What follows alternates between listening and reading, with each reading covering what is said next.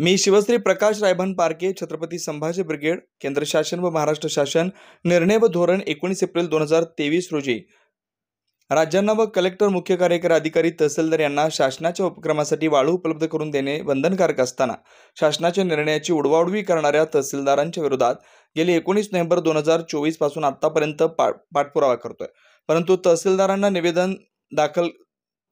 निवेदनाची दखल घेत नाहीत। म्हणून अंगाला पालापाचोळा बांधून गाडी बैलवर बसून आंदोलन करण्याचा निर्णय 24 मार्च 2025 रोजी घेतला।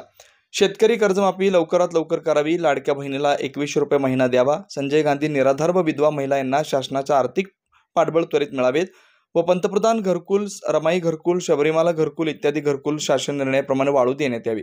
नमस्कार, आज गंगापूरमध्ये आलेलो एका माणसाची प्रतिक्रिया जाणून घेऊया। मला सांगा, तुम्ही कशाबद्दल इथं का बसले? जय जिजाऊ जय शिवराय। मी शिवश्री प्रकाश रायभान पारके, छत्रपती संभाजी ब्रिगेडचा कार्यकर्ता आहे।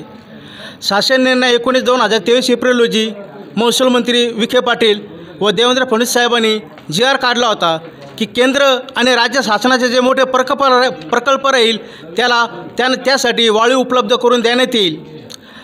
त्याचप्रमाणे परवा दिवशी महसूल मंत्री तसे प्रदेशाध्यक्ष बावनकुळे साहेबांनी सांगितलं की जो आम्ही प्रत्येक तहसीलदार, कलेक्टर, सीओला सक्त आदेश दिलेले आहे की जे केंद्र आणि राज्याचे मोठे प्रकल्प आहेत त्यांना वाळू उपलब्ध करून देण्यात येईल।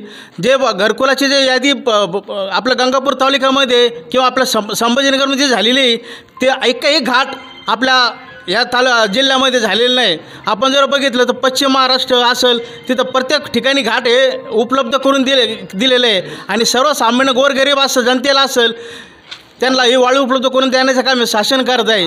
दुसरा विषय आहे की जे संजय गांधी निराधार योजना असेल, ज्या विधवा महिला आहे, जे निर्धार आहे त्यांच्यासाठी शासनाने जो GR काढलेला आहे की त्यांना लवकरात लवकर त्यांना ते पेन्शन लागू करण्यात यावी।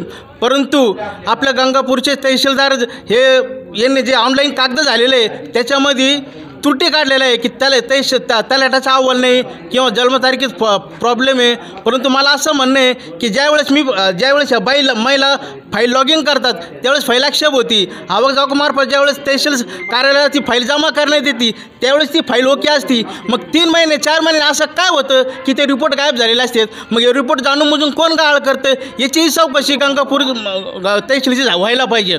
तुम्ही सकाळपासून कवर बसले इथं? मी सकाळी 11 वाजेपासून आंदोलन चालू आहे माझं। मी तर 1 वाजता आलेलो आहे। 1 वाजेपासून इथून मी आंदोलन चालू आहे। शासनाचे प्रतिनिधी आले, ते म्हणजे तुम्हाला मी पत्र काढतो, तुम्हाला लेखी स्वरूपात उत्तर देतो। मी गेले 4 महिन्यापासून पाठपुरावा करत आहे, परंतु माझ्या पत्राला किंवा माझ्या मागण्याला केराचे टोपले दाखवायचं काम इथले तहसीलदार साहेब आणि इथले महसूल विभागाचे कर्मचारी हे करत आहे। तुम्हाला आतापर्यंत इथं कोण आलं का तुम्हाला भेटायला बाहेर? आतापर्यंत कोणी आलं नाही, फक्त एक प्रतिनिधी आला, ते म्हणे तुमच्या पत्राची आम्ही दखल घेऊ, तुम्ही पत्र दाखवा। मी त्यांना पत्र दाखवलं, ते म्हणले हे HDMला द्यायला पाहिजे।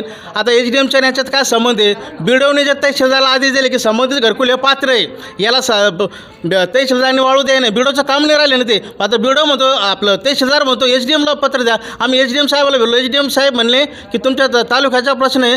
ते HDM साहेबांनी तहसीलदारला पत्र दिलं की तुमच्या लेवलवरती तुम्ही त्यांना वाळू देण्यात यावी। आपल्या मागच्या हप्त्यामध्ये 299 ब्रास वाळू होती। आता जर तुम्ही जुन्या तहसील जाऊन पाहिले तिथे एक कण सुद्धा वाळूचं नाही। म्हणजे 299 ब्रास ही वाळू कुठे गेली? म्हणजे सरासर तहसील कार्याने सरासर चोरी केलेली। तुमचं नाव सांगा? माझं नाव शिवश्री प्रकाश रायभान पारके, छत्रपती संभाजी ब्रिगेड। कॅमेरामॅन सुनील देशमुख, प्रहार न्यूज चॅनल, छत्रपती संभाजी।